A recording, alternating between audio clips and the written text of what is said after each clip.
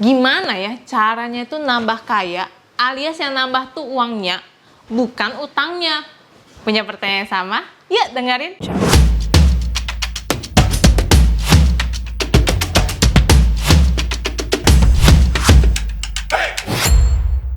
Halo semuanya, welcome back to Awita Life Channel. Aku Yunita dan hari ini aku mau ngomong soal duit. Kacing. Hari ini aku mau bahas ya, gimana caranya aku dan suami menambah pundi-pundi kekayaan. Dan ini nggak pernah aku share sebelumnya. Tapi aku merasa ini penting banget sih, apalagi buat kita sebagai seseorang yang udah berkeluarga ya. Pasti ngerti banget ya, kalau misalnya kita udah berkeluarga, itu biaya hidup itu makin lama pasti makin besar ya. Apalagi kalau udah punya anak gitu ya, anak mau sekolah, dan lain-lain sebagainya itu bukan nambah turun, pasti biayanya itu tambah gede. Nah, pada saat penghasilan kita tuh kayaknya digitu-gitu aja, kita tuh kan mulai mikir nih, gimana ya cari penghasilan tambahan. Nah, biar nggak panjang lebar ceritanya, aku bakal bahas poin per poin ya. Dan sebenarnya cuma ada 4 poin sih menurut aku yang paling penting harus kalian mengerti supaya kita bisa menambah pundi-pundi kekayaan kita, oke? So, yang paling pertama adalah kalau kamu pengen ngerti soal kebebasan finansial, bacalah buku finansial karena aku juga mulainya dari sana. Belajarlah dari orang-orang sukses karena orang-orang sukses itu tuh sudah ada metode dia yang dia jalankan dan berhasil gitu. Jadi kita tuh sebenarnya tinggal ikutin aja jalannya karena dia udah ngejabarin jalan dia tuh seperti apa sih. Males baca buku, coba deh di logika ya. Kita aja sekolah ya belasan tahun hanya untuk bisa lebih pintar kan ya, supaya nanti bisa kerja dan menghasilkan duit. Ya sama aja sebenarnya kalau kita belajar dari buku finansial, itu paling 1 tahun juga kita udah bisa ngerti nih konsep financial freedom. Dan kita tinggal terapin aja dari apa yang udah kita pahami gitu.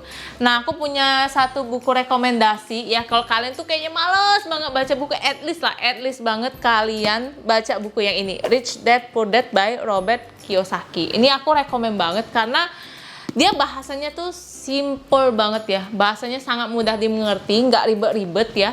Dan kalau misalnya kalian bisa bahasa Inggris, mengerti bahasa Inggris, aku saranin kalian beli yang buku versi bahasa Inggrisnya. Tapi kalau lebih familiar dengan bahasa Indonesia ya nggak apa-apa, banyak banget buku Rich Dad Poor Dad ini yang versi bahasa Indonesianya kalian juga bisa beli di Gramedia. Tapi gimana ya, gue tuh males banget loh baca buku. Oke, baiklah, gue bakal jelasin secara sesimpel-simpelnya apa aja yang udah gue pelajarin dari buku-buku finansial yang menurut aku tuh bagus-bagus dan udah aku terapin dan menurut aku sangat-sangat berhasil untuk menambah pundi-pundi kekayaan aku ya. Poin kedua, jadi kenapa orang itu bisa dari kaya semakin kaya?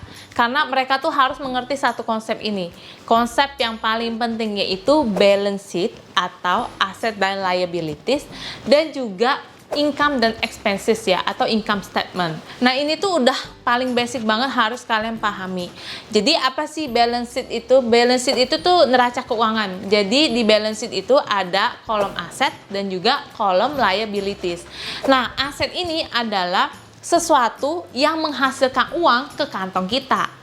Sedangkan liabilities ini adalah sesuatu yang membuat uang itu keluar dari kantong kita. Contoh ya, kalau misalnya aku punya uang 100 juta, terus aku punya pabrik roti, dan aku juga pengen nih beli mobil pribadi yang aku suka gitu. Nah, uang 100 juta ini mau dijadiin mana? Mau dijadiin aset kah atau liabilities kah? Kalau mau dijadiin aset, aku bakal beli mesin untuk membuat roti, jadinya produksi roti aku tuh bisa makin banyak. Sedangkan kalau aku mau jadikan liabilities, aku bakal beliin mobil yang aku mau gitu loh. Dan perbedaannya itu kan nanti kelihatan. Kalau aku beli mesin untuk membuat roti, makin banyak rotinya diproduksi, makin banyak aku ngejual, itu uang masuk ke kantong aku. Sedangkan kalau misalnya aku belinya mobil gitu ya, misalnya 100 juta itu hanya untuk DP, tapi nanti ada cicilan, ada utang segala macam. Itu setiap bulan uang keluar dari kantong aku.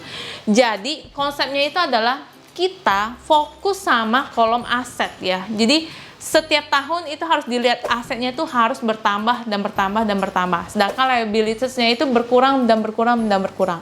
Itulah bagaimana orang kaya bisa tambah kaya gitu. Dan kalau misalnya kita belum kaya ya, atau masih struggling di financial freedom, itu berarti liabilities-nya itu terlalu panjang, sedangkan asetnya itu terlalu sedikit. Sesimpel itu konsepnya. Kemudian untuk income statement, kalian harus pahami mengenai income dan juga expenses ya. Jadi kalau income ya, kita punya uang, misalnya dari pekerjaan kita menghasilkan 10 juta. Nah, 10 juta ini kita kan pasti bakal keluarin untuk cicilan ini, bayar sekolah anak, segala macam. Nah itu, income-nya itu kalau bisa seberapa persen pun itu ada kita masukkan ke bagian aset ya. Nah itulah yang akan membuat kita secara finansial akan semakin membaik dari tahun ke tahun.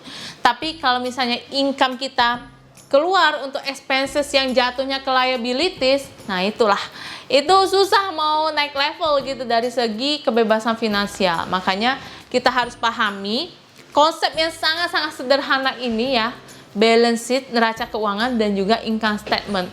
Kemana sih larinya uang-uang kita setiap bulan itu? Apakah larinya sebenarnya ke aset atau larinya sebenarnya ke liabilities?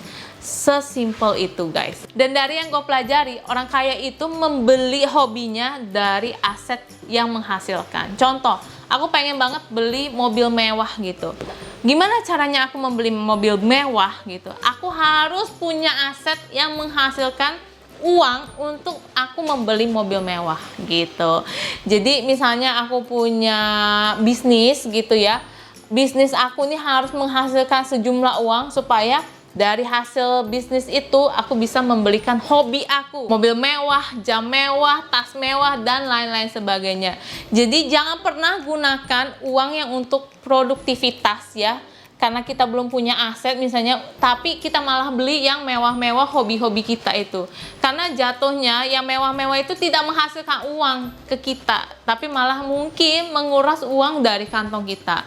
Itu yang harus dipahami. Dan kalau orang kaya nggak perlu sih pengakuannya barang-barang mewah segala macem, karena kita yang paling tahu kantong kita itu tebal atau tipis, ya kan? Poin ketiga, pertanyaan yang paling umum, gimana caranya aku bisa punya aset padahal pendapatan aku setiap bulan aja kurang? Nah, ketika pendapatan kamu itu lebih kecil daripada pengeluaran, ada dua cara.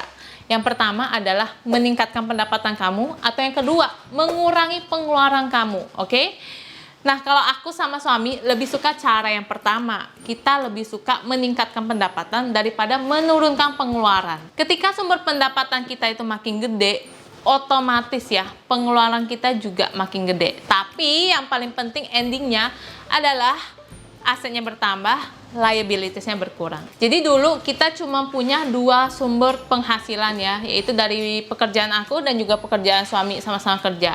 Seiring berjalannya waktu dari tahun ke tahun gitu ya, sampai detik ini kita udah memiliki 8 sumber penghasilan. 8 sumber penghasilan itu berasal dari pekerjaan kita, kemudian dari investasi kita, dan juga dari bisnis yang kita jalankan. Untuk mencapai titik ini juga ya nggak gampang gitu ya, perlu usaha, perlu kerja keras, dan yang paling penting itu fokus utama kita adalah di aset ya. Aset yang selalu kita fokus ya supaya bertambah. Kemudian liabilities itu juga setiap tahun kalau bisa berkurang. Poin keempat adalah pekerjaan apa yang paling banyak menghasilkan uang. Nah, untuk bisa mendapatkan uang itu ada 4 cara. Yang pertama, kita menjadi employee atau pekerja.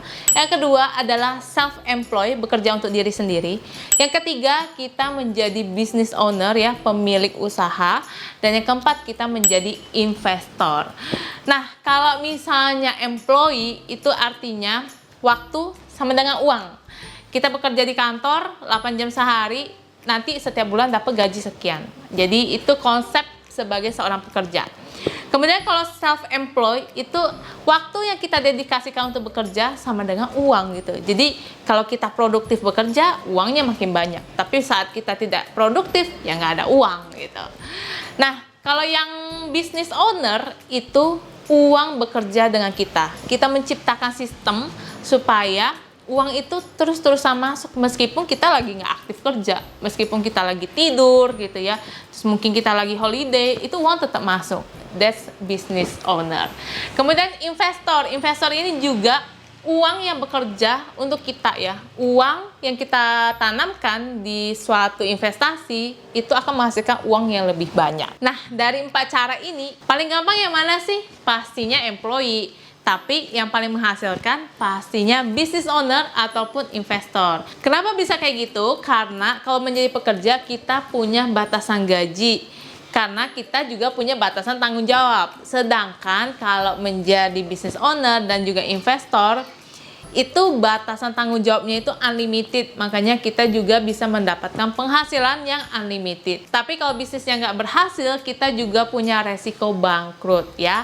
Makanya business owner itu bisa bangkrut atau bisa kaya banget gitu. Karena resikonya itu unlimited ya, besar banget, dan juga penghasilannya tuh unlimited, besar banget. Nah, sekarang kalian udah tahu kan gimana caranya supaya bisa lebih kaya dari sebelumnya. Tinggal kalian terapin aja. Dan saran dari aku, sebaiknya kalian juga belajar lebih banyak lagi mengenai financial advice ini. Karena aku yakin itu bakal kepake banget ya. Selagi kita masih hidup, kita masih butuh duit, dan pastinya kita pengen hidup yang lebih baik, ya kan? Tapi dari semua itu, prinsip aku tuh ada satu ya. Uang itu memang penting, sangat-sangat penting. Tapi yang paling penting itu adalah kesehatan diri kita. Jadi, jangan lupa ketika kita fokus to get more money, fokus juga untuk imbangin dengan kesehatan diri kita, oke? Emang bisa? Bisa, gue yakin pasti bisa. So, ini dia sharing aku mengenai finansial ya, keuangan keluarga juga. Dan aku yakin kalau misalnya kalian mengikutinya, memahami konsepnya itu, kalian pasti punya hidup yang lebih baik dari segi keuangan. Dan kalau misalnya masih pengen sharing-sharing ya dengan aku, bisa tulis juga di kolom komentar. Dan jangan lupa kalau misalnya kalian suka sama videonya, merasa video ini bermanfaat, di like, di-share ke lebih banyak orang, dan subscribe YouTube channel Awita Life supaya aku bisa memberikan lebih banyak lagi video-video yang menarik dan bermanfaat lainnya buat kalian semua. Oke?